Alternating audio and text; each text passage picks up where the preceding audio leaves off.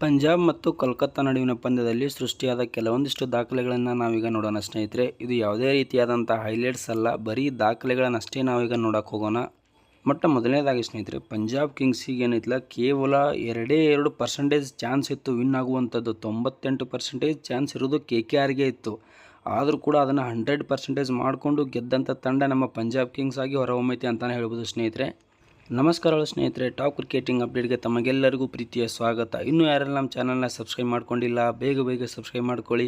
ಅದೇ ರೀತಿಯಾಗಿ ಬೆಲ್ ಗಂಟೆನ ಹೊಡ್ರಿ ಅಂತ ಹೇಳ್ಕೊಂಡು ಇದೀಗ ನ್ಯೂಸ್ಗೆ ಹೋಗೋಣ ಸ್ನೇಹಿತರೆ.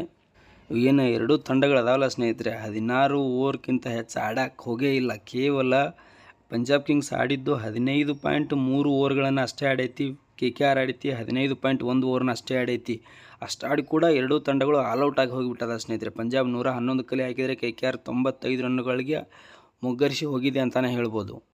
ಅದು ಆದ ನಂತರ IPL ಇತಿಹಾಸದಲ್ಲಿ ಎರಡೂ ತಂಡಗಳು ಆಲ್ಔಟ್ ಆಗಿದ್ದು ಯಾವಾಗ ಯಾರ್ಯಾರು ನಡುಕು ಅಂತ ಹೇಳ್ಕೊಂಡು ನಾವೀಗ ನೋಡೋದಾದ್ರೆ ಸ್ನೇಹಿತರೆ, ಮೊದಲನೇದಾಗಿ ಬರುತ್ತಾ 2017ರಲ್ಲಿ ಮೊದಲನೇ ಬಾರಿಗೆ ಆಗಿತ್ತು ಸ್ನೇಹಿತರೆ. ಎರಡೂ ತಂಡಗಳು ಆಲ್ಔಟ್ ಆಗಿದ್ದು ಇದು KKR ಮತ್ತು RCB ನಡುವಿನ ಪಂದ್ಯದಲ್ಲಿ ಆಗಿತ್ತು. ಎರಡೂ ತಂಡಗಳು ಕೂಡಿಕೊಂಡು ಕೇವಲ 180 ರನ್ನುಗಳನ್ನು ಮಾತ್ರ ಕಲೆ ಹಾಕಿದ್ದು ಸ್ನೇಹಿತರೆ.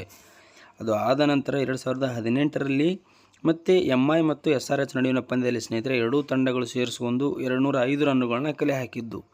ಇನ್ನು ಮೂರನೇದಾಗಿ ಬರುತ್ತಾ ನಿನ್ನೆ ನಡೆದ ಪಂದ್ಯದಲ್ಲಿ ಸ್ನೇಹಿತರೆ KKR ಮತ್ತು ಪಂಜಾಬ್ ನಡುವಿನ ಪಂದ್ಯದಲ್ಲಿ 206 ರನ್ನುಗಳನ್ನ ಕಲೆ ಹಾಕಿದ್ದು ಇದು ಎರಡೂ ತಂಡಗಳು ಕೂಡಿಕೊಂಡು.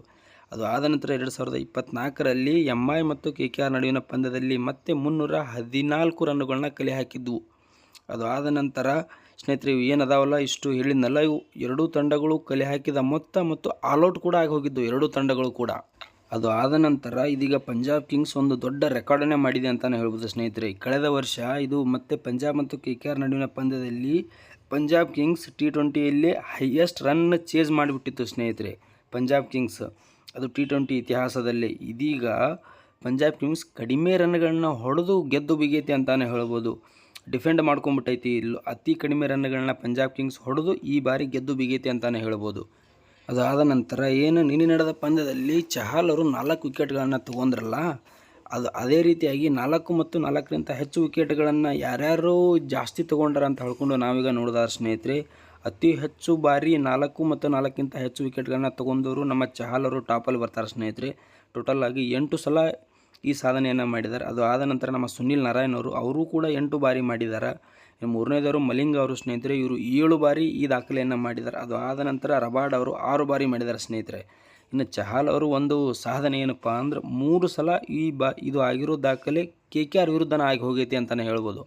ಅದು ಆದ ನಂತರ ಒಬ್ಬ ಏನದು ಬೌಲರು ಅತಿ ಹೆಚ್ಚು ವಿಕೆಟ್ಗಳನ್ನು ಒಂದು ತಂಡದ ಎದುರು ತಗೊಂಡದ್ದನ್ನು ನೋಡ್ಕೋತ ನಾವು ಹೋಗೋದಾದ್ರೆ ಸ್ನೇಹಿತರೆ, ನಮ್ಮ ಸುನಿಲ್ ನಾರಾಯಣ್ ಅವರು ಪಂಜಾಬ್ ಕಿಂಗ್ಸ್ ವಿರುದ್ಧನೇ ಮೋಸ್ಟ್ ವಿಕೆಟ್ಗಳನ್ನ ತೊಗೊಂಡಿದ್ದಾರೆ. ಅವರು 36 ವಿಕೆಟ್ಗಳನ್ನ ತೊಗೊಂಡಾರೆ ಸ್ನೇಹಿತರೆ ಪಂಜಾಬ್ ವಿರುದ್ಧ. ಅವರು ಸುನಿಲ್ ನಾರಾಯಣ್ ಅವರು ಟಾಪ್ ಬರ್ತಾರೆ. ಅದು ಆದ ನಂತರ ನಮ್ಮ ಉಮೇಶ್ ಯಾದವ್ ಅವರು ಸ್ನೇಹಿತರೆ, ಅವರು ಕೂಡ ಪಂಜಾಬ್ ವಿರುದ್ಧ 35 ವಿಕೆಟ್ಗಳನ್ನ ತೊಗೊಂಡಿದ್ದಾರೆ. ಅವರಾದ ನಂತರ ನಮ್ಮ ಬ್ರಾವೋ ಅವರು ಸ್ನೇಹಿತರೆ, ಇವರು ಮುಂಬೈ ಇಂಡಿಯನ್ಸ್ ವಿರುದ್ಧ 35 ವಿಕೆಟ್ಗಳನ್ನು ತೊಗೊಂಡಾರ. ಮತ್ತು ಚಹಲ್ ಅವರು KKR ವಿರುದ್ಧ 32 ವಿಕೆಟ್ಗಳನ್ನು, ಮತ್ತು ಚಹಲ್ ಅವರು ಪಂಜಾಬ್ ವಿರುದ್ಧನೂ 32 ವಿಕೆಟ್ಗಳನ್ನು ತೊಗೊಂಡಾರ. ಅದು ಆದ ನಂತರ ನಮ್ಮ ಭುವನೇಶ್ವರ್ ಕುಮಾರ್ ಅವರು ಸ್ನೇಹಿತರೆ, ಇವರು 32 ವಿಕೆಟ್ಗಳನ್ನು KKR ವಿರುದ್ಧನೇ ತೊಗೊಂಡಿದ್ದಾರೆ. ಇನ್ನು ಅದು ಆದ ನಂತರ ಅತಿ ಕಡಿಮೆ ರನ್ಗಳನ್ನ ಹೊಡೆದು ಗೆದ್ದಂಥ ತಂಡಗಳನ್ನು IPL ಇತಿಹಾಸದಲ್ಲಿ ನಾವೀಗ ನೋಡ್ಕೊಂಡು ಹೋಗೋದಾದ್ರೆ ಮೊದಲನೇದಾಗಿ ಬರುತ್ತೆ ಟಾಪಲ್ಲಿ ಸ್ನೇಹಿತರೆ ಪಂಜಾಬ್ ಕಿಂಗ್ಸ್ ಬರುತ್ತೆ. ಅದು 111 ರನ್ನುಗಳನ್ನ ಕಲೆ ಹಾಕಿ ಗೆದ್ದು ಬೀಗಿತ್ತು. ಅದು ಆದ ನಂತರ 2009ರಲ್ಲಿ ಇನ್ನು CSK ಮತ್ತು ಪಂಜಾಬ್ ಕಿಂಗ್ಸ್ ನಡುವಿನ ಪಂದ್ಯದಲ್ಲಿ ಸ್ನೇಹಿತರೆ ಇವು 116 ರನ್ಗಳಿಂದ ಗೆದ್ದು ಬಿಗಿದ್ದು ಸ್ನೇಹಿತರೆ. ಅದು ಆದ ನಂತರ ಮೂರನೇದಾಗಿ ಮತ್ತು ಹೈದರಾಬಾದ್ MI ತಂಡಗಳ ನಡುವಿನಲ್ಲಿ 118 ರನ್ಗಳಿಂದ ಗೆದ್ದು ಬಿಗಿದ್ದು ಸ್ನೇಹಿತರೆ. ಅದು ಆದ ನಂತರ ಏನು ಹರ್ಷದೀಪ್ ಸಿಂಗ್ ಅವರು ಏನು ಮಿಡನ್ ಓವರ್ ಮಾಡಿಕೊಂಡು ವಿಕೆಟ್ಗಳನ್ನ ತೊಗೊಂಡಾರಲ್ಲ, ಅದೇ ರೀತಿಯಾಗಿ ಈ 2025ರಲ್ಲಿ ಮಿಡನ್ ಓವರ್ ಮಾಡಿಕೊಂಡು ವಿಕೆಟ್ಗಳನ್ನ ತಗೊಂಡವರು ನೋಡ್ಕೊಂಡು ಹೋಗೋದಾದ್ರೆ ಮೊದಲನೇದಾಗಿ ಆರ್ಚರ್ ಅವರು ಸ್ನೇಹಿತರೆ CSK ವಿರುದ್ಧ ಮಿಡನ್ ಓವರ್ ಮಾಡಿಕೊಂಡು ವಿಕೆಟನ್ನು ತೊಗೊಂಡಿದ್ರು.